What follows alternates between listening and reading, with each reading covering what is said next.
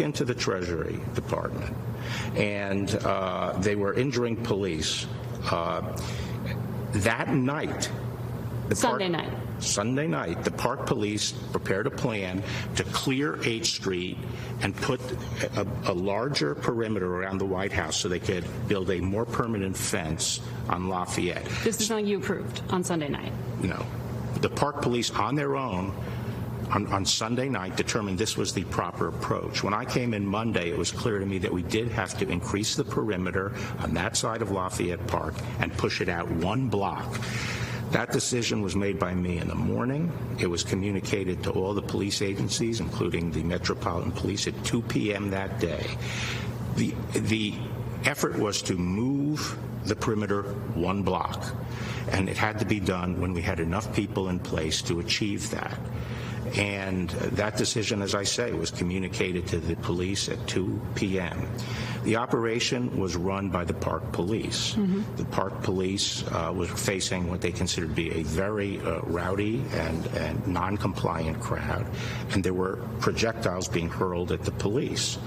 And at that point, it was not to respond. On Monday, you're saying there were projectiles? On Monday, yes, because, they were. As I'm saying, 3 of my colleagues were there. Yeah. They did not see projectiles being thrown. I was there. When I was happened. there. They were thrown. I saw them thrown. And you believe that what the Park Police did, using tear gas and projectiles, was appropriate? Here's what the media is missing.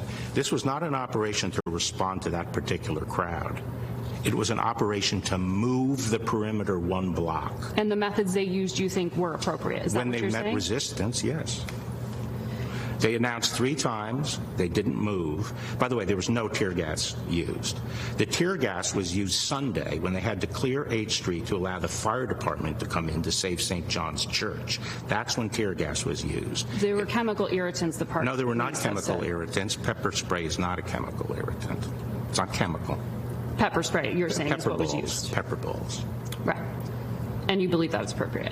What I want to show you is what a lot of people at home who were watching this on television saw and their perception of events. I want you to see what the public at home saw.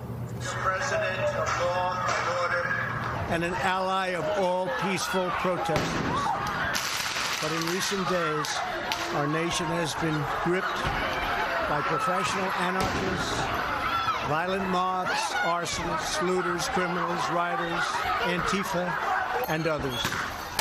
A number of state and local governments. So while the president is saying that he appreciates peaceful protest, innocent people have been savagely beaten. Around the same time, like the young man. Well, 6 minutes difference. Right. Around the same time, the area is being cleared of what appear to be peaceful protesters using some force. And after the speech is finished, the president then walks out of the White House to the same area where the protesters had been and stands for a photo op in front of the church where the protesters had been.